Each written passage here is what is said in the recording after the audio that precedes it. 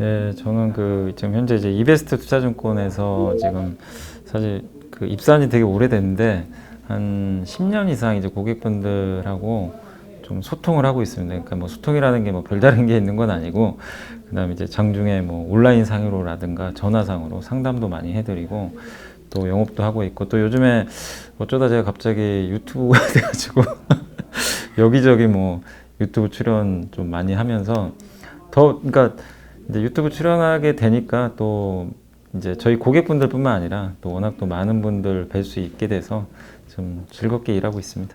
염탐꾼이었어요, 처음에는. 그러니까 뭐냐면은 제가 이제 주식 시장에 이제 정보들이 되게 많잖아요. 뉴스나 이런 것들을 취합해다가 이제 방송에서 알려드렸는데, 이제 그거 보시고 처음에는 뭐 여기저기 뭐 너무 막 정보들 막 캐러 다니는 거 아니냐, 그래서 염탐꾼 했다가 너무 어감이 안 좋으니까 염탐정으로 바뀌었어요. 그랬다가 염탐정이 이제 별명 유지하고 있는데, 이제 그런 게 좀 되게 도움이 되셨는지 뭐 갑자기 거기 이제 댓글에 어느 분이 증권사 직원들은 좀 뭔가 자기만 알 것 같고 좀 딱딱하고 막 이럴 줄 알았는데, 뭐 제가 저한테 부탁하면 뭐 다 들어줄 것 같기도 하고, 뭐 그런 정보들을 그냥 이제 무료로 다 알려주는 것 같아서 고맙다고.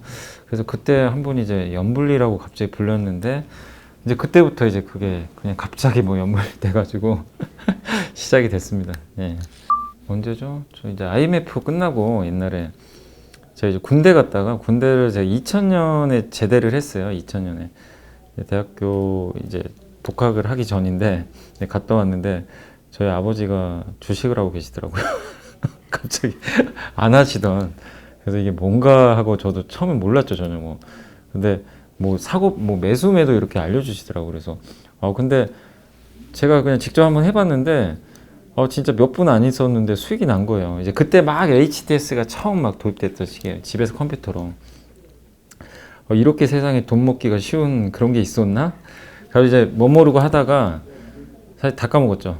예, 그러니까 처음엔 많이 먹었어요. 많이. 그때 2000년 아시겠지만 닷컴 버블 때랑 기술주 막 거품 있을 때거든요. 근데 그때는 뭐라도 사면 그냥 다 수익 나던 시기예요. 그래서 그때 못 모르고 하다가 이제 다 까먹고, 이제 대학교 이제 공부를 해야 되겠다 싶어가지고 대학교 이제 도서관에 가면 책들이 되게 많잖아요. 그래서 거기서 주식책을 그냥 빌려다가 한번 읽어봤어요. 근데 되게 재밌더라고요. 이게 저는 이제 화학공학을 전공하고 있는데, 이제 화학은 사실 뭐 제가 그걸 전공하고 싶어서 전공한 것도 아니고 부모님의 강요로 공대 간 건데, 이게 너무 재밌는 거예요. 그래가지고 안 되겠다, 이거를 이쪽으로 내가 한번 방향을 잡아봐야 되겠다. 그래서 사실 학과 공부 거의 안 하고 그냥 이제 주식 공부하고, 그다음에 이제 그 후에 이제 여기 제가 2005년도에 입사했거든요. 입사하기 전에 한 2년 정도는 제가 직접 이제 뭐 취업 안 하고 한번 실전 매매도 할 겸 해가지고 공부도 할 겸 해가지고 진짜 주식만 했던 것 같아요, 그때. 그렇게 하다가 어떻게 이제 우연히 기회가 돼가지고 여기 이제 그때 이트레이드 증권이었습니다. 여기 이베스트 이름 전신인데, 그때 이제 들어와서 이제 그때부터 이제 본격적으로 저기 영업을 하게 된 거죠. 저는 사실 이제 올해 이제 3월 달에 코로나19 이제 터지고 지수가 1400까지 갔을 때만 해도 저도 진짜 너무 무서웠죠. 무서웠고, 주변에서 다들 뭐 이제 1000도 깨진다, 막 1100 간다 이런 얘기 있어가지고. 근데 그래서 저도 좀 비관적으로 보긴 봤었어요, 사실은. 근데 지수가 이제 1700, 800까지는 그래도 뭐 반등은 충분히 나온다고도 생각은 하고 있었는데, 그 후로 1800 정도에서 저도 좀 굉장히 고민을 많이 했어요. 왜냐면 코로나가 이렇게 많이 지금 사람들이 다 죽어나가고 병에 걸리고 경제활동을 못 하는데 주식시장 올라가는 게 말이 되냐. 저도 약간 그런 생각을 했는데, 지수가 어느 날 갑자기 뭐 제 생각과는 반대로 2000을 넘더라고요. 그래서 생각을 바꿔버렸어요. 이건 아니다. 그러니까 우리가 생각하지 못한 뭔가 있구나. 그래서 2000 넘고 2000 이제 8월 때까지 아마 2300, 400까지 갔던 것 같아요. 그래서 그때 더욱더 확신을 했던 게, 이게 시장이 그냥 경제 논리가 아니라 결국엔 이 주식을 누군가 사야 올라가잖아요. 근데 유동성이 너무나 풀렸던 거예요. 그러니까 이게 경기가 안 좋으니까 미국의 연준도 풀고 우리나라 한국은행도 하고, 뭐 정부도 지금 뭐 우리 재난지원금 다 받으셨잖아요. 이제 그럴 정도로. 근데 그런 돈들이 풀리면 이 돈의 가치는 떨어집니다. 돈의 가치가 이제 돈이 공급이 늘어나니까, 그러면 돈의 가치랑 돈과 반대에 있는 자산이 부동산하고 뭐 금이라든가 주식 같은 실물 자산이거든요. 그러니까 이쪽으로 돈이 엄청나게 지금 하고 이쪽으로 돈이 들어가 버린 거예요. 그래서 이제 경기는 안 좋은데 주식시장은 이제 뻥뻥 이제 위로 가는 거죠. 부동산도 마찬가지고. 사실 이제 제가 이제 주린이 분들한테 제일 질문 많이 받은 것 중에 하나가 왜 이렇게 경기는 막 자영업자들은 죽어나가고 힘들어하고 막 중소기업도 힘든데 왜 이렇게 주식시장만 좋냐 이제 이런 질문 많이 받았는데 결국 그거거든요. 주가라는 거는 일단 실적도 중요하지만 돈의 힘에 의해서도 많이 움직이니까. 그래서 지금 여기까지 2600까지 왔는데 제가 이제 아까 서두에 그 말씀을 왜 드렸냐면은 내년에도 계속 돈은 더 풀릴 것 같아요. 그러니까 지금 요즘에도 부동산이 좀 워낙 규제가 심한데 실제로 제가 고객분들 이렇게 최근에 이제 들어오신 분들 상담을 받아보면 부동산 하셨던 분들 중에 주식을 전혀 안 하시던 분들이요. 근데 더 이상 못 하겠다고. 그래서 이제 좀 여유자금 가지고 주식을 좀 해보겠다. 그런 분도 되게 많으시고. 근데 주식 말고 또 안전한 게 예금도 있잖아요. 근데 예금은 아시겠지만 지금 금리가 1%가 안 되니까. 그러니까 그러다 보니까 돈이 갈 데가 없어요, 주식시장으로. 근데 이거는 내년에도 이게 바뀔까 과연. 저는 내년, 내후년까지는 계속 이 흐름이 이어질 것 같고, 돈의 힘으로만 봤을 때. 그리고 백신이 나온다고 하면 이제 경제가 정상화 될 텐데, 백신이 나온다고 해도 과거로 돌아가기 힘들 것 같아요, 당장. 그러니까 뭐 영국부터 다음 주인가 다다음 주에 아마 영국부터 맞을 것 같아요. 영국 사람들이 이제 화이자 백신은. 근데 그게 전 세계 인구가 지금 78억 명이거든요. 근데 한 명이 두 개씩 맞아야 돼요. 그러면 156억 명인데 그거를 만들 수 있는 그 백신 회사가 몇 개 없어요. 그러니까 아무리 전 세계에 많은 백신 회사가 그걸 생산을 해도 다 맞을 수가 없어요. 전 세계 인구가. 그러면 2022년까지 가야 돼요. 그럼 그 상황에서 우리는 어쨌든 마스크를 계속 저는 쓰고 살아야 되지 않을까 싶어서 그러면 경제 정상화 힘들면 돈은 계속 풀게 돼 있어요. 경제 살려야 되니까. 그러니까 함부로 풀었던 돈을 중앙은행들이 이게 회수를 못 하는 거예요. 그럼 주식시장이 되게 좋은 거거든요.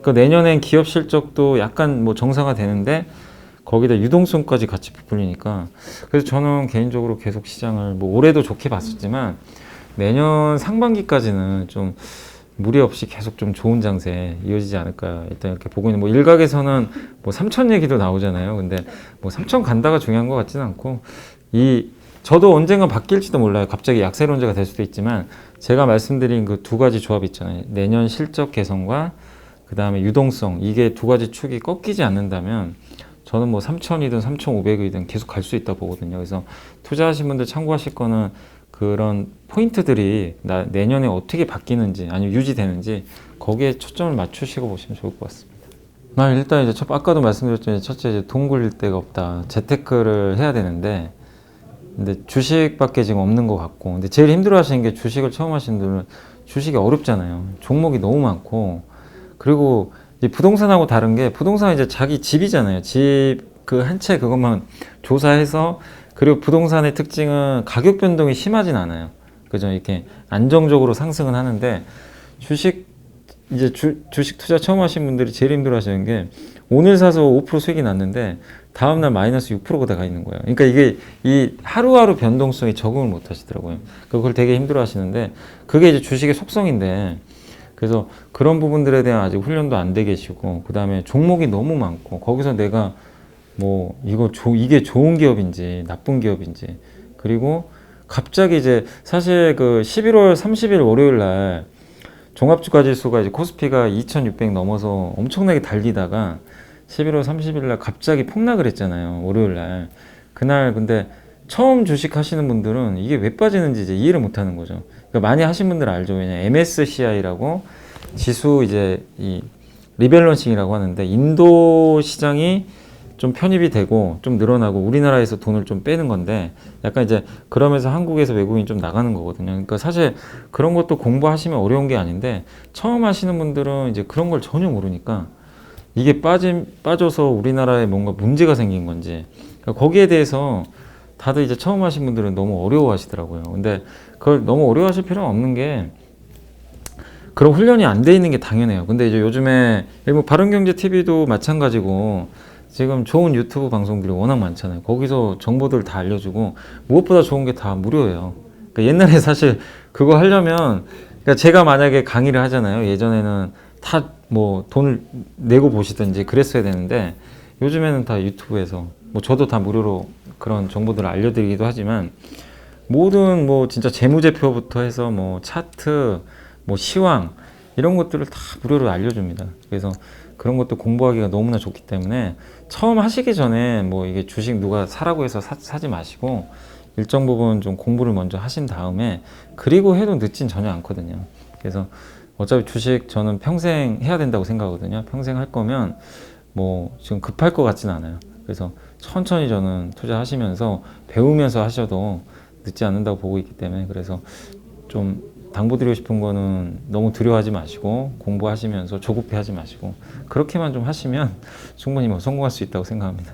아니 그것도 똑같아요. 그러니까 돈을 굴릴 데가 없는 거예요. 그러니까 따상 열풍이 왜 불었냐면은 옛날에도 따상은 있었는데 이 정도 열풍은 아니었는데 금리가 지금 너무 낮잖아요. 근데 그 공모주 청약을 하면 일단 대부분 공모가에서 보통 보면요. 공모가가 이제 기업 가치보다는 좀 낮게 평가가 많이 됩니다. 그래서 이번에 빅히트도 그렇고 카카오 게임즈도 그렇고 SK 바이오팜도 그렇고 뭐 그게 공모가가 싸다 비싸다 보다도 일단 인식 자체가 아 무조건 공모주 청약을 하면 2배는 무조건 수익 나는 거냐. 그러니까 10,000원의 청약을 내가 받았는데 일단 그 상장하는 날 시초가가 보통 20,000원 2배에 시작하라고 거기서 또 상한가 30%고 26,000원이 되는 거잖아요. 그러니까 하루 만에 거의 한 160% 수익이 나버리는 거예요. 그냥 아무런 내가 뭐 별다른 게 없이 그러다 보니까 그게 SK바이오팜이 그걸 보여줬어요, 사실. 근데 SK바이오팜은 공모가가 제 기준엔 되게 쌌어요. 그래서 그게 히트를 치다 보니까 그 다음 대어인 카카오 게임즈도 아 이거 무조건 하면 먹겠구나, 수익이 나겠구나. 사람들이 그러니까 기업 분석보다도 뭔가 이제 핫하고 쉽게 수익이 날 수 있는 상품이 생긴 것 같아서 그냥 몰려버린 거죠. 이게 꼭 공모주 청약만 그런 게 아니라 그 예전에 그 과거에도 보시면 그 우리 뭐 펀드라든가 유명 펀드라든가 이런 것도 보면 수익률 좋다 그러면 막 사람들 몰려가잖아요. 그거랑 똑같은 케이스예요. 그래서 카카오 게임즈도 그렇게 몰렸던 거고 또 그것뿐만이 아니라 그 이번에 빅히트도 사실 뭐 암이 열풍이라고 할 정도로 그 공모가도 사실 싼 건 아니었거든요. 근데도 뭐 역대 최고 뭐 그 기관 경쟁률인가요? 청약 경쟁률도 높았고 그 정도로 이제 뛰어들게 된 거죠, 사람들이. 그러니까 결론적으로 너무 저금리가 이런 열풍을 일단 만든 원인이고 그거를 청약을 했는데 또 너무나 쉽게 수익이 나다 보니까 사람들이 더 열광을 했던 게 아닌가. 근데 이번에 빅히트 청약하신 분들도 느끼셨겠지만 그날 당일날 그 공모주 청약 받고 나서 그 당일날 주가가 상한가를 간 다음에 바로 급락해 버렸거든요. 그래서 거의 공모가까지 한번 내려온 적이 있어요. 그래서 그 후로는 많은 분들이 아 공모주 청약도 쉬운 게 아니구나 좀 많이 느끼셨던 것 같아요. 그러니까 빅히트가 끝나고 나서는요 공모주 시장이 조금은 좀 약간 차분해졌어요. 약간 그래서 공모주 시장 저는 열풍은 앞으로도 계속 된다고 보지만 과거에 뭐 그런 그 빅히트처럼 뭐 정말 사람들이 막 이거 아니면 안 되겠다 싶을 정도의 좀 열기는 조금 일단은 좀 꺾였다 이렇게는 좀 보고 있습니다. 저는 이제 너무 느끼는 게 사실 작년까지만 해도 영업하기가 너무 힘들었어요. 그러니까 주식 투자 뭐하러 하냐. 그러니까 주변에서 관심도 없었어요, 솔직히. 2019년까지 그리고 뭐 아시겠지만 우리나라 증시가 2010년도에 2000이었고 2019년도도 2000포인트예요. 무슨 얘기 10년 동안 그냥 똑같아요. 그냥 제자리 걸음했거든요. 근데 미국의 나스닥은 거의 3배 올랐고 계속 올라갔습니다. 그러니까 주식 투자할 거면 차라리 한국 하지 말고 미국 주식을 해라. 근데 저는 이제 국내 주식을 하니까 작년만 해도 너무 관심들도 안 가지시고 그리고 그런 거 있잖아요. 뭐 이 드라마 보신 분들 아시겠지만 이 거기 드라마에서 항상 나오는 거 중에 부동산 하면 다 부자 됐다고 나오는데 주식 투자한 사람은 다 패가망신한 사람으로 나오는 거예요. 그러니까 저는 그게 너무 짜증이 났어요, 솔직히. 왜 주식을 저렇게 묘사를 하나. 근데 그런 게 너무 많았는데 근데 이제 올해 들어와서는 완전히 바뀌었더라고요. 그러니까 동학개미 운동이 3월부터 펼쳐지고 나서 주식에 대한 인식이 정말 많이 바뀌신 것 같아요. 그러니까 굉장히 똑똑해지셨고 고객 예탁금이 이제 주식을 사기 위해서 내가 증권과자에 넣어놓은 돈인데 그 지난 10년간 평균이 한 20조, 15조에서 30조 왔다 갔다 했어요. 근데 3월 이후로 그 코로나 터지고 나서 개인 투자분들이 유입되고 나서 지금 50조대로 레벨업이 됐어요. 한 두세 배가. 근데 지금 얼마냐면 지금 60조가 넘어갔어요. 일각에선 100조가 안 돼요. 고객에 딱 그러면 개인 투자들이 계속 들어온다는 얘기거든요. 그러니까 완전 이건 격세지감이죠. 그러니까 증권시장에 종사하는 많은 분들이 다 느끼실 거예요. 저처럼 살다 보니 별 이런 날도 다 있구나.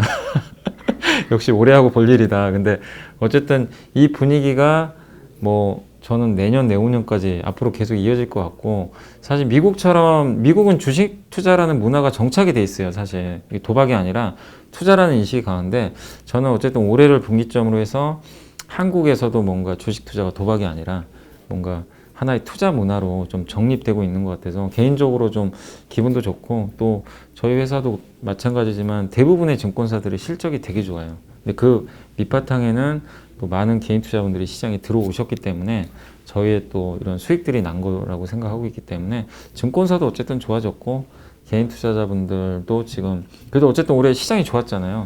수익도 많이 나신 것 같아서 좀 굉장히 뭐 10년 만에 서로 윈윈하는 그런 장세가 나온 거 아닌가 생각하고 있습니다.